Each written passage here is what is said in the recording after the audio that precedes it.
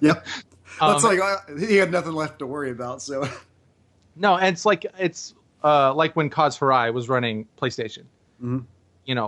Every year, like waiting for Cause to come out, like that was a big deal. And now that role, has been filled by Andrew House, and some of these other guys now, Adam and Sean. But yeah, I think they're great, and you can like you were saying, Derek, you can say something similar about Phil Spencer. Though I'm not an Xbox guy, I really, really like Phil. Just listening to all the interviews he's done on like the Giant Bombcast, he was on there for their E3 presentation. Just such a great guy, and it seems like his head and his heart are in the right place for the gaming industry. And I have a lot of respect for him. Absolutely, I do too. I mean, he's the right man to be the head of Xbox right now in this environment. Kind of picking up the pieces after the Xbox One reveal and the Xbox One launch. There was a lot of uncertainty about the future of Xbox as a platform, and anyway, he's righted the ship, and he's not just a gamer. Like, he comes from development, I believe. Well, he was the head of first party titles. He was talking about on the Giant Bombcast, which is a fantastic interview. If you have any questions or remaining confusion about Xbox Scorpio or Xbox One S as to who is each device for and what's the difference, and is a Scorpio for me if I don't have a 4K TV, is things like that. That's the interview that I'm thinking of. He clears up everything amazingly well. I watched that and I wanted to applaud. It's like, well, why you should have just had that be part of the conference. But yeah, he's a good guy. He was talking on that show about how he was part of the team, or maybe just because of his leadership role there, that shipped Shadowrun on Xbox 360. And Shadowrun is such an interesting game. I played it for a while. It was not well received, or didn't sell too well either. But Shadowrun is a classic RPG franchise, and they turned it into a shooter, an online cross-platform shooter between 360 and PC. And it was just really different. And I thought it was really interesting and fun. But, now they regret ever taking that approach. But, that's the kind of guy Phil Spencer is. He's not afraid to take a chance, and he fights for gamers. He is a gamer. And he's the dude to do it right now at Microsoft, in my opinion. So for all these companies doing it right, were there any companies that maybe you weren't so crazy about this year? Any conferences that didn't go so hot? EA. Oh yeah, okay. Yeah. That is an interesting point. Sorry, was that too blunt? I'll soften it. Possibly Electronic Arts. They had a weaker showing this year, in my opinion. and why was that? Why was that, Jason? Sports. Oh, sports. That is interesting. We talked a lot about Sony and EA's press conferences in episode 3 of the Gamescast, and I don't want to rake EA through the coals more than that. It's just, for me, it's not about the content that you show. It's how you present it. Right. And I have no problem with Madden and FIFA and any of the sports titles that they do. Like, they make great sports games. A ton of people buy them. Yeah, that's bread and butter. Like, those are their biggest sellers. Absolutely. It's not about that. It's just, we expected, I think, maybe too much out of EA this year because they have the license for Star Wars. Yeah. And, oh, no, go ahead. No, it's just, you're right. The biggest things we expected, they didn't really deliver on. Like, the two things, like, everybody wanted to hear everything going on with Star Wars, and they wanted to see a lot more with Mass Effect. We didn't really get either. We got these kind of collage. I don't even know what you'd call it. They said basically, here's a couple things we're doing with Mass Effect, and here's a couple things we're doing with Star Wars. We're not really going to show you anything, but we'll tell you a couple of vague details, and there you go. You happy? Let's talk about FIFA. So Here then is a dramatic monologue. so I'd pose a question for you then. Would you have preferred to just have no Star Wars content or no Mass Effect content rather than what we got? See, now you're talking sense, and I don't like that. I just want to live on my emotions here for a second, okay? Uh, no, I you're mean, right. They needed to show something. Um, I think it was just tough because nothing really clicked with me for their whole conference. Um, Even like some of the stage presentations, the announcements, like not announcing games, but like the people coming out, it was a little awkward, a little strange. Them starting off talking about the NFL in England while they were doing the press conference in London. It's like don't talk about the NFL out there. I know you need to make a transition, but they don't want to hear about the NFL. And I think that what really stuck out to me, of course, as I keep mentioning this, that dramatic monologue for FIFA The Journey. Nothing was really great. There was just nothing great. Again, I understand they need to talk about FIFA. I understand they need to talk about Madden. But I don't know. It's just there wasn't anything great about the entire thing. The type of stuff that we are more interested in. I think, I don't know, I wouldn't say that they promised that they were going to, blow out Mass Effect or show off 3 new Star Wars titles. They never made that promise, but I think there is an assumption when, or an expectation rather, when it is E3. And for EA, it's a big day for them not to really show anything. And what they did show was basically, we'll tell you more later. I think that's where I have the problem. Their videos were fantastic. I mean, great production behind both the Mass Effect and the Star Wars videos. I mean, those are slick-looking videos. And it is exciting to see kind of bits and pieces and hints and whatnot. But I think for some of us, it just felt like, we've waited a long time and we thought this was going to be it. And now we have to wait longer. So, yeah, that's bad. why. Sorry. That's why I posed the question of. I wasn't trying to be facetious. I think I honestly would have rather had nothing than what we saw from Star Wars. Oh, you were being facetious.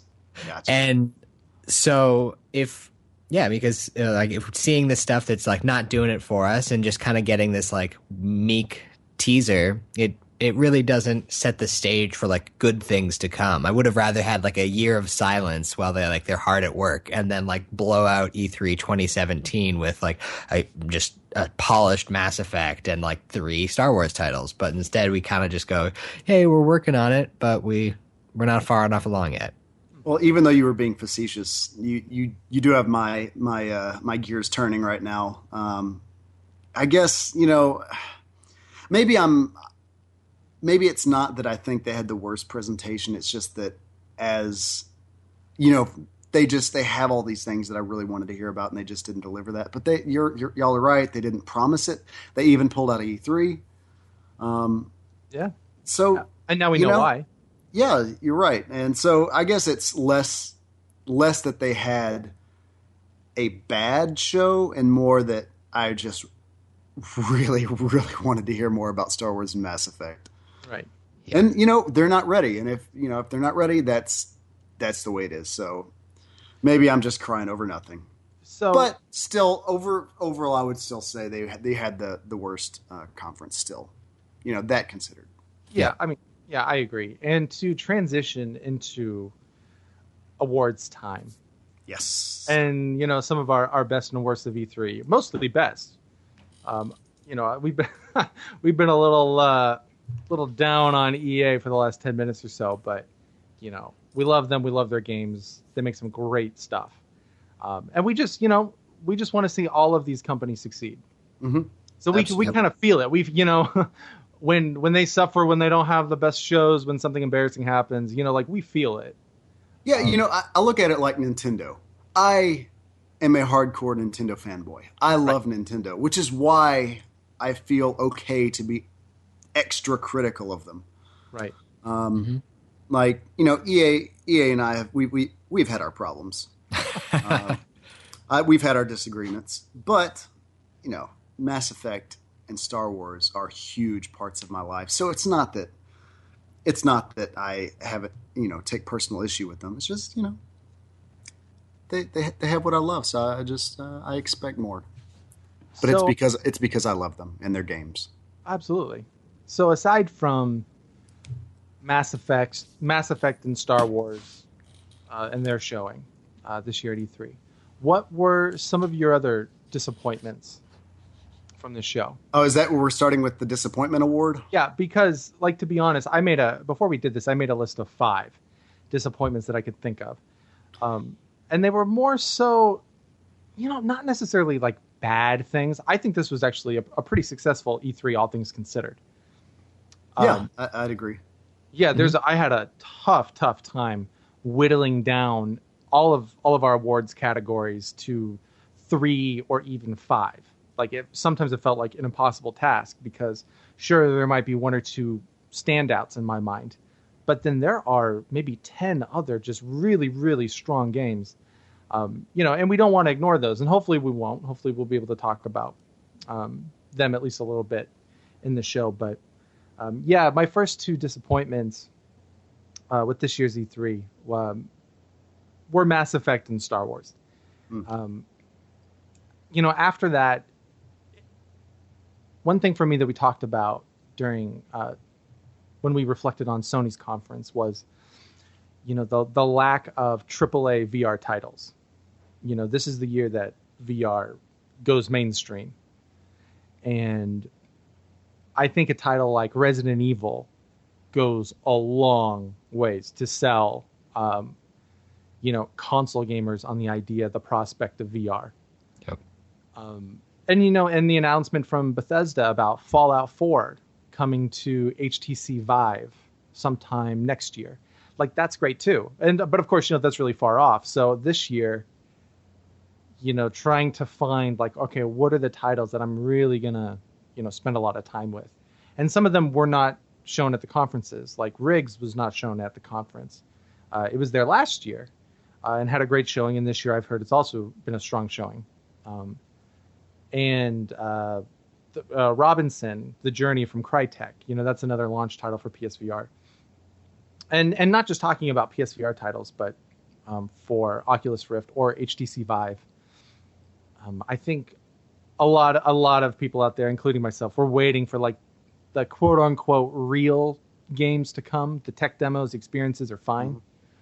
But, I'm not saying I want Call of Duty in virtual reality. But I would like to see something on that scale, that production value, and that type of dedication.